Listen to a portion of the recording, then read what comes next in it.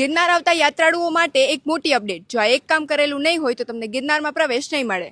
હાલમાં જ ગિરનાર પર્વત પર બનેલી દુઃખદ ઘટનાને ધ્યાનમાં રાખીને જિલ્લા વહીવટી તંત્ર દ્વારા 18 જુલાઈ શનિવારથી નવી રજીસ્ટ્રેશનની પ્રક્રિયા શરૂ કરવામાં આવી છે। હવે ગિરનાર પર ચડતા કોઈ પણ યાત્રાળુએ નવી સીડી, જૂની સીડી કે રોપવે કોઈ પણ માર્ગેથી પ્રવેશ કરતા પહેલા QR કોડ સ્કેન કરી ઇનની એન્ટ્રી કરાવવી જરૂરી છે, જેમાં તમારે તમારું નામ, મોબાઈલ નંબર, ઉંમર, જાતિ અને કોઈ પણ ઓળખપત્રનો પુરાવો અને તમારો ફોટાનો પુરાવો એડ કરવાનો રહેશે। આ ઉપરાંત દરેક યાત્રાળુઓએ પોતાની સાથે માન્ય ઓળખપત્ર જેમ કે આધાર કાર્ડ, મતદાર ઓળખપત્ર કે ડ્રાઇવિંગ લાયસન્સ સાથે રાખવું જરૂરી છે। જો કોઈ યાત્રાળુઓ સ્માર્ટફોનનો ઉપયોગ ન કરતા હોય તો સ્થળ પર રહેલ સ્ટાફ દ્વારા તેમનું રજીસ્ટ્રેશન કરાવી આપવામાં આવશે। યાત્રાળુઓ અને વન્યજીવો બંનેની સુરક્ષા માટે શરૂ કરવામાં આવેલી આ વ્યવસ્થાનું પાલન કરવું ખૂબ જ જરૂરી છે। ગિરનારની યાત્રા દરમિયાન સ્વચ્છતા, સાવચેતી અને કુદરતનું જતન રાખીને તમારી યાત્રાનો આનંદ માણો।